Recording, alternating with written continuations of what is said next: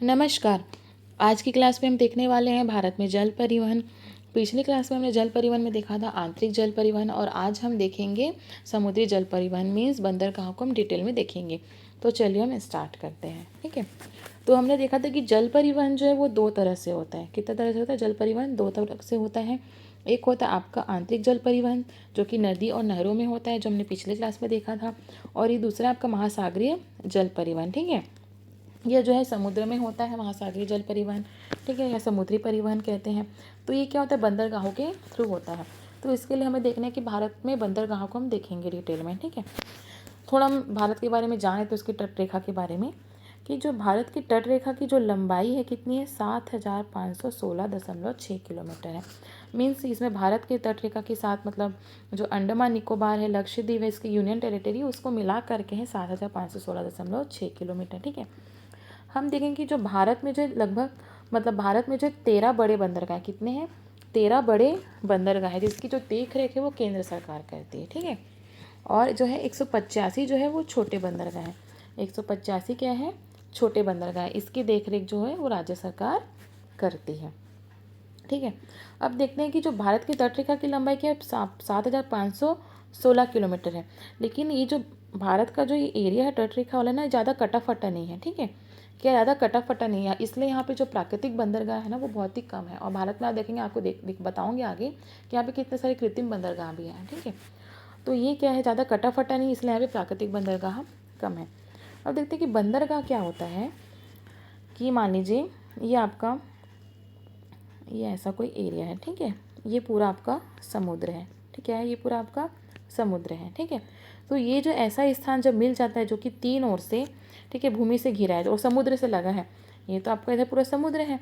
और अगर आपको ऐसा कुछ स्थान मिल जाता है कि जो तीन ओर से जो है भूमि से घिरा हुआ है, जहाँ पर जहाज ठहर सकते हैं। ठीक है, मतलब जहाज यहाँ पर आके रुक सकते हैं, यहाँ पे पूरे जहाज लगे रहते हैं, आप बंदरगाह में देखेंगे तो। ठीक है, तो मतलब समुद्र से लगा हुआ ऐसा स्थान, ठीक है, जो कि तीन ओर से भूमि से घिरा हुआ और जहाँ पे जहाज जो है ठहर सकते हैं, वही क्या होते हैं? बंदरगाह होते हैं। ठीक है, तो लेकिन भारत में जो है इस तरह के प्राकृतिक बंदरगाह बहुत ही कम मिलेंगे, क्योंकि ज़्यादा कटा फटा एरिया नहीं है।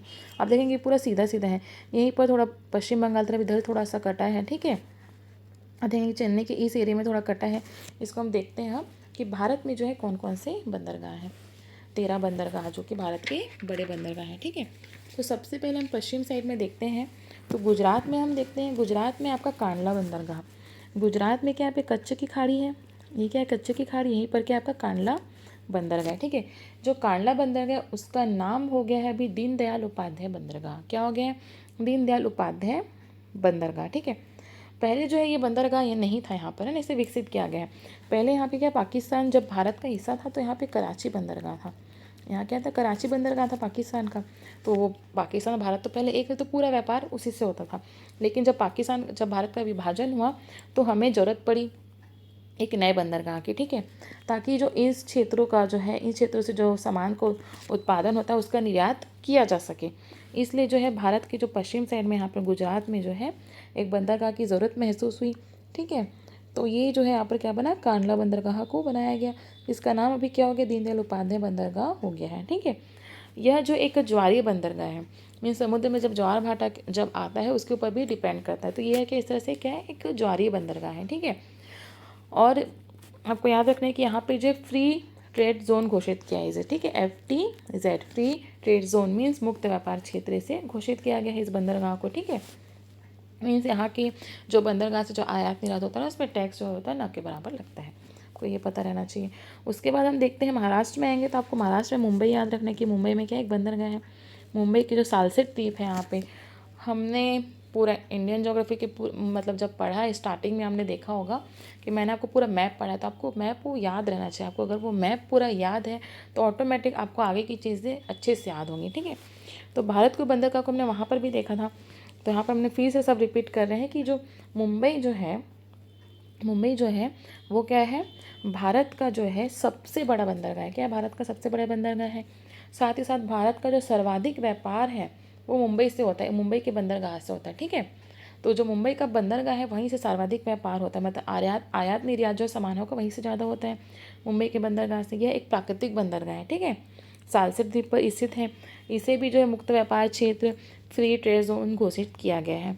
ठीक है, इसके बाद आपको याद रखना है कि इसके नीचे आपका जवाहरलाल नेहरू बंदरगाह। ठीक है, क्या है जवाहरलाल नेहरू बंदरगाह, इसे नाहवा शेवा बंदरगाह भी कहते हैं। क्या कहते हैं? नाहवा शेवा बंदरगाह भी कहते हैं, या इसका नाम क्या रखा गया? जवाहरलाल नेहरू बंदरगाह। यह जो बंदरगाह एक कृत्रिम बंदरगाह है। ठीक है, यह बंदर क्या है? एक कृत्रिम बंदरगाह है। यह जो मुंबई जो बंदरगाह है उसके भार को कम करने के लिए इस बंदरगाह का विकास किया गया है। क्योंकि जो मुंबई के बंदरगाह में आप देखेंगे सर्वाधिक व्यापार होता था। क्या होता था? सर्वाधिक व्यापार मुंबई के बंदरगाह में होता था। ठीक है, तो उसके भार को कम करने के लिए नाहवा शेवा बंदरगाह का विकास किया गया है। ये एकदम आधुनिकतम बंदरगाह है। ठीक है, की टेक्नोलॉजी बहुत ही अच्छी है इस बंदरगाह की।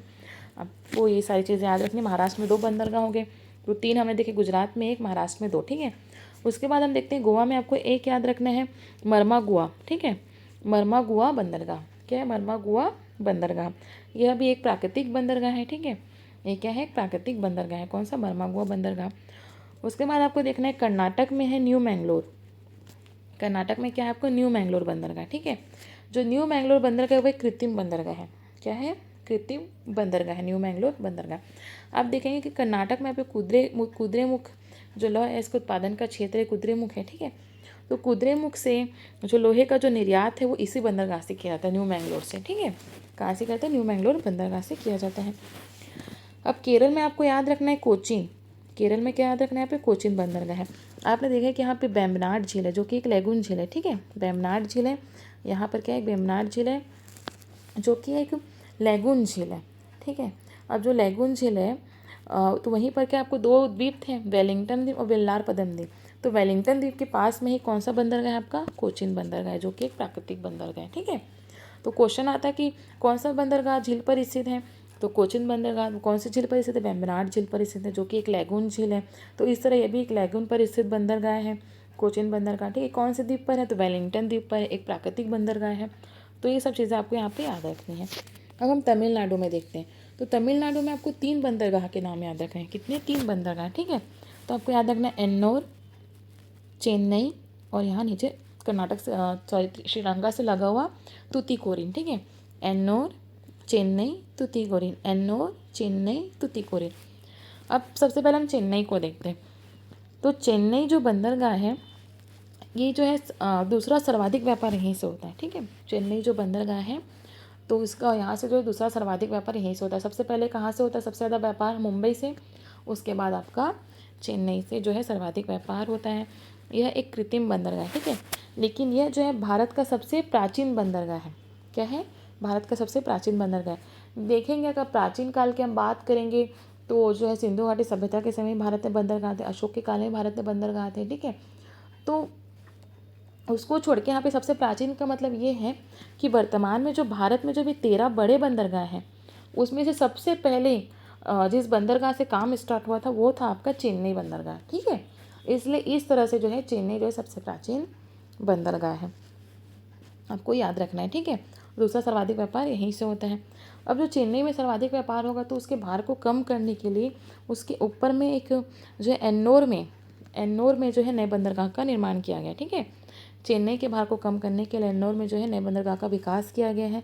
तो इसका नाम क्या? एन्नोर बंदरगाह। इसका नाम में बदल कर हो गया है कामराज बंदरगाह। क्या हो गया? कामराज बंदरगाह। ठीक है, यह जो है प्रथम निगमित बंदरगाह है, भारत का प्रथम निगमित बंदरगाह है। निगमित मीन्स निगम आधारित, मीन्स जो है 50% प्राइवेट है ये। ठीक है, ये आपको याद रखना है। उसके बाद है एक आपको याद रखना नीचे तूतीकोरिन। क्या है? तूतीकोरिन। तूतीकोरिन जो है मन्नार की खाड़ी पर स्थित है, श्रीलंका और जो है तमिलनाडु के बीच में मन्नार की खाड़ी पर स्थित है तूतीकोरिन बंदरगाह। ठीक है, यह जो है भारत का कम गहराई का बंदरगाह है। क्या है? भारत का जो है कम गहराई वाला बंदरगाह है। इसमें जो है इसका जो नाम बदल के रखा गया है तूतीकोरिन का, वीओ चिदम्बरम। क्या रखा गया है? वीओ चिदम्बरम बंदरगाह। तूतीकोरिन का नाम क्या है अभी? वीओ चिदम्बरम बंदरगाह। भारत का सबसे कम गहराई का बंदरगाह है ये, मन्नार की खाड़ी में स्थित है। ठीक है, इसमें एक परियोजना चल रही है जिसका नाम है सेतु समुद्रम परियोजना, जिसके बहुत से लोग विरोध भी कर रहे हैं। ठीक है, इसमें कौन सी परियोजना चल रही है? सेतु समुद्रम परियोजना। ठीक है, ये जो है सेतु समुद्रम परियोजना जो भारत व श्रीलंका के मध्य, ठीक है, पाक की खाड़ी और मन्नार की खाड़ी के मध्य मतलब क्वेश्चन आता है, इसलिए मैं आपको इस तरह से बता रही हूँ कि जो सेतु समुद्रम परियोजना तूतीकोरिन बंदरगाह पर चल रही है। ठीक है, और तूतीकोरिन बंदरगाह के मन्नार की खाड़ी में है। इस तरह से देखा जाएंगे तो ये भारत और श्रीलंका के बीच में है, पाक की खाड़ी और मन्नार की खाड़ी के मध्य में है। ठीक है, ये जो है यहाँ पे समुद्री जलमार्ग को विकास करने के लिए क्या है, समुद्री जलमार्ग का विकास करने के लिए ये योजना यहाँ पर बनाई गई है। ठीक है, समुद्री जलमार्ग का, क्योंकि ये क्या कम गहराई का बंदरगाह है, कम गहराई है तो यहाँ पे जहाज का आना जाना नहीं हो पाता बड़े बड़े जहाज़ों का। ठीक है, तो उसकी गहराई को बढ़ाने के लिए योजना चलाई गई है, चलाई जा रही है। ठीक है, सेतु समुद्रम परियोजना यहाँ पर चल रही है भारत और पाकिस्तान के बीच में, तूतीकोरिन बंदरगाह के पास में।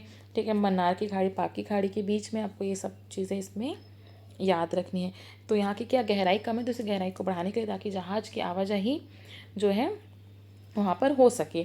ठीक है, तो ये क्या डिस्टेंस यहाँ पर कम हो जाएगा। नहीं तो क्या होता है, जैसे श्रीलंका ऐसे में नीचे में है तो श्रीलंका में ऐसे घूम के जाना पड़ता है भारत को, और वो अगर जैसे यहाँ पे तमिलनाडु है तो डायरेक्ट क्या है ऐसे ही चले जाएगा। ठीक है, तो उसकी गहराई को बढ़ाने के लिए योजना चल रही, सेतु समुद्रम परियोजना। तो आपको यहाँ पे इतना सारा याद रखना तमिलनाडु में। अब ऊपर चलते हैं तो आंध्र प्रदेश में हम देखते हैं, यहाँ पर है आपका विशाखापट्टनम। क्या है, विशाखापट्टनम बंदरगाह। यह जो है भारत का एक प्राकृतिक बंदरगाह है, सबसे गहरा बंदरगाह है और बहुत ही अच्छा बंदरगाह है। ठीक है, ये भारत का सबसे गहरा और एक प्राकृतिक बंदरगाह है, ये आपको याद रखना है। उड़ीसा में आपको याद रखना है पाराद्वीप, एक कृत्रिम बंदरगाह है। पाराद्वीप क्या है, एक कृत्रिम बंदरगाह है। उसके बाद आपको कोलकाता में याद रखना है, वेस्ट बंगाल में एक आपको कोलकाता याद रखना है, और उसके बाद में हल्दिया। ठीक है, तो जो कोलकाता जो बंदरगाह है, जो कोलकाता का जो बंदरगाह है वो एक नदी पर स्थित बंदरगाह है, हुगली नदी पर स्थित है। ठीक है, तो ये समुद्र पर नहीं है ना, ये नदी पर स्थित बंदरगाह है। जो कोलकाता का बंदरगाह क्या है, नदी पर स्थित बंदरगाह है। ठीक है, अब हुगली नदी जो है उसमें आखिरी आखिरी में क्या होता है, यहाँ पे बहुत सारे गाद जम जाता है। ठीक है, मतलब दलदल टाइप का हो जाता है। तो गाद जमने की समस्या के कारण जो कोलकाता तक जो है भारी, कोलकाता जो बंदरगाह है ना वहाँ तक भारी जलयान नहीं पहुँच पाता है। ठीक है, क्या होता है वहाँ पर भारी जलयान नहीं पहुँच पाता है, इसलिए उसे कुछ दूरी पर एक डायमंड हार्बर का निर्माण किया गया है, जहाँ पे बड़े जहाज़ जो है, भारी जहाज़ वहाँ पर चले जाते हैं। हार्बर मीन्स भी बंदरगाह होता है। ठीक है, तो जैसे मान लीजिए कोलकाता बंदरगाह है और यहाँ पे गाद जम गया, तो यहाँ पे जहाज़ नहीं जा पाता, तो उससे कुछ दूरी पर जहाँ पे गाद नहीं जमता है वहाँ पर जो है जहाज़ों को लगाया जाता है, बड़े जहाज़ों को। ठीक है, तो यही क्या है, इस जगह का नाम क्या रखा गया, डायमंड हार्बर। क्या रखा गया है, डायमंड हार्बर। ठीक है, तो आपको यहाँ पे याद रखना है। अब ये कि कोलकाता जो बंदरगाह है वहाँ से भी सर्वाधिक व्यापार होता है, बहुत ज़्यादा वहाँ से व्यापार होता है। ठीक है, तो उसके भार को कम करने के लिए उसके नीचे में, उसके भार को कम करने के लिए क्या है, मतलब उससे थोड़ा यहाँ पे नीचे में है हल्दिया बंदरगाह बनाया गया है। क्या है, हल्दिया बंदरगाह बनाया गया है। ठीक है, इसका निर्माण किया गया है। तो इतने से इससे आपको 13 बंदरगाह आपको याद रखने हैं। आई होप कि आपको मेरा वीडियो पसंद आया। अगर आपको मेरा वीडियो पसंद आया और आप इंडियन ज्योग्राफी कंप्लीट पढ़ना चाहते हैं, इसके साथ आप वर्ल्ड ज्योग्राफी भी कंप्लीट पढ़ना चाहते हैं, तो प्लीज़ मेरे चैनल को सब्सक्राइब जरूर कीजिएगा। धन्यवाद।